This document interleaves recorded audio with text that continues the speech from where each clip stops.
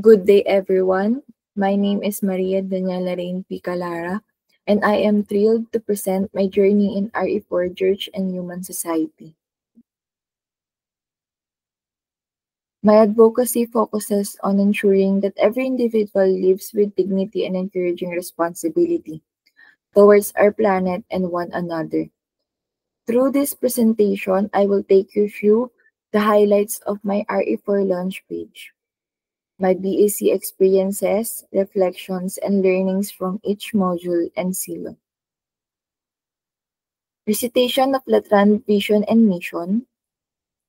As a proud student of Colegio de San Juan de Latran, I uphold the vision and mission to form Christ-centered, morally upright, and, socially responsible individuals committed to truth and service.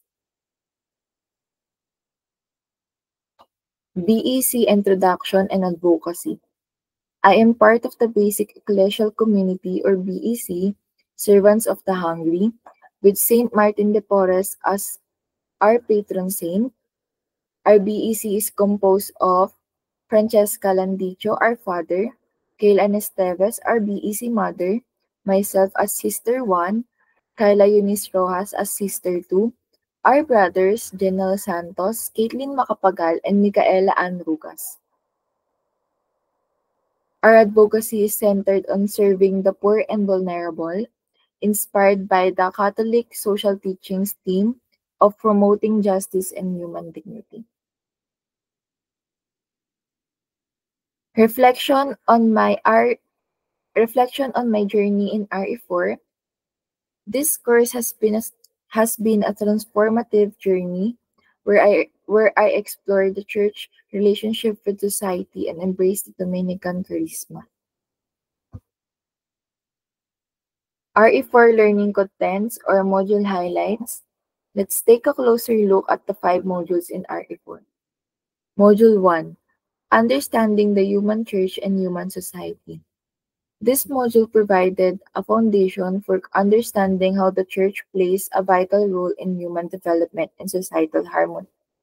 Module 2. Understanding Catholic Social Teachings. I learned about the guiding principles of CST and how they address societal challenges like poverty, inequality, and human dignity. Module 3. Doing Social Analysis. Through social analysis, I applied the See, Judge, Act framework to evaluate societal realities critically. Module 4. Owning the Dominican Mission.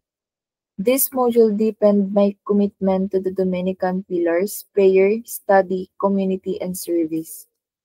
Lastly, Module 5, Social Action Exposure Program. This experiential module allowed me to engage directly with communities and live out the gospel values.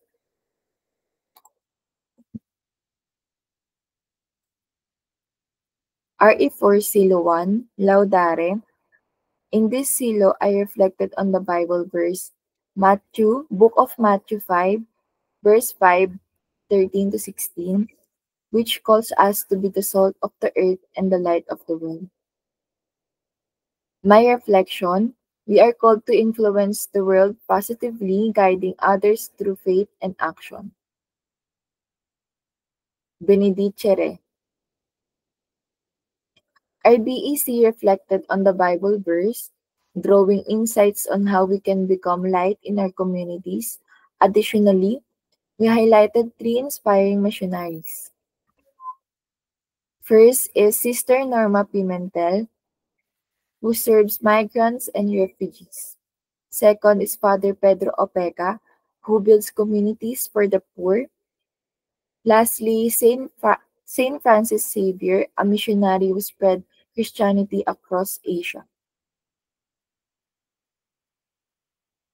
Predicare, I participated in our mastery quiz on understanding the church and human society and reflected on my learning journey in Silo 1.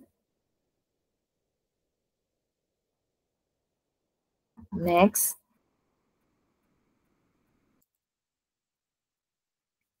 RE4 Silo 2, Catholic Social Teaching, Laudare. I compose a prayer of the faithful that emphasizes the church role in addressing societal challenges.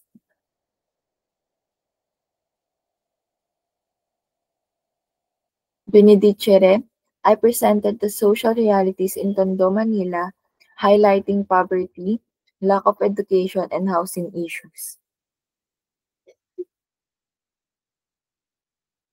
My PubMat illustrated these realities paired with related encyclicals and NCST themes, such as the option for the poor and the vulnerable.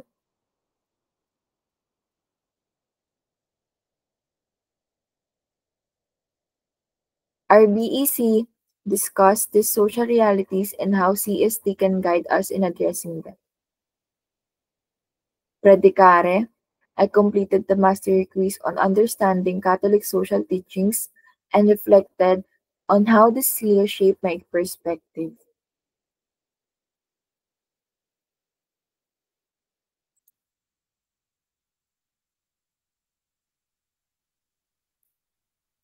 RE4 Silo 3 Social Analysis, Lautare, I crafted a social analysis prayer inspired by Cara David's documentation, emphasizing education, dignity, and protection. Benedicere, I conducted a social analysis using the See Judge Act framework. C. Observe the lack of access to education and dignity for marginalized communities. Judge, assess these realities in light of gospel values. Act, propose actions to advocate for education and human rights. Our BEC shared reflections on this process, deepening our collective understanding. Predicare, I completed the mastery quiz on doing social analysis and reflected on my journey in Silitri. Next. RE4 Silo 4, Dominican Mission.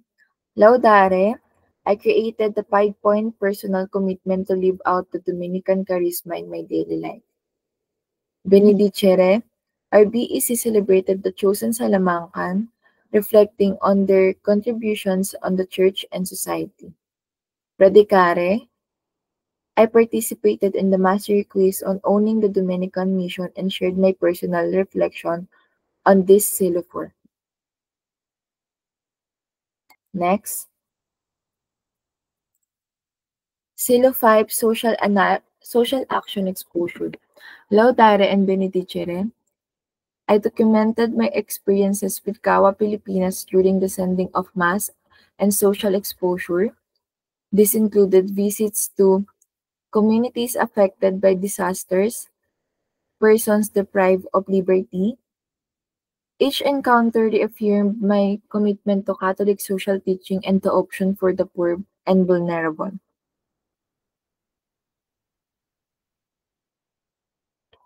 Predicare, I presented my certificate of completion and reflected on my growth through this program. Next,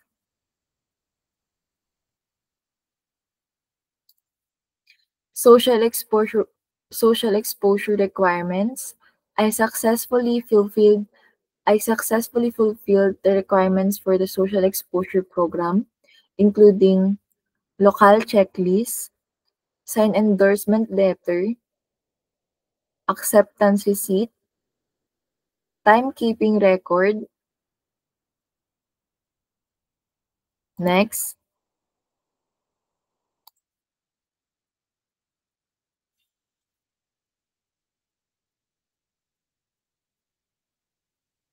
NGO information, 4 pictures of Kawa Pilipinas and their advocacy,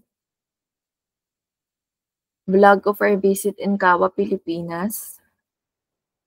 Next, visit 1 synthesis. Presented here is my encounter and the 4 pictures of the visit 1 in Kawa Pilipinas. Narrative of things done during the visit. how I've shown respect to the community visited, captured dialogue, reflection on my first visit to Kawa, Pilipinas, my action.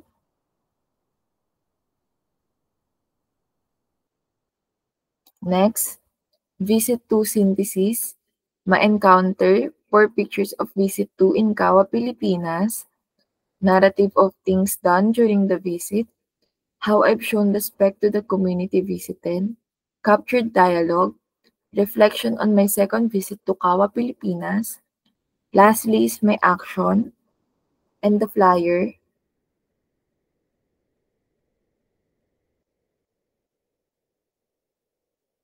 Next, visit 3 synthesis, my encounter, 4 pictures of visit 3 in Kawa, Pilipinas, narrative of things done during the visit, how I've shown respect to the community visited, captured dialogue, reflection on my third visit to Kawa, Pilipinas, my action, and the flyers.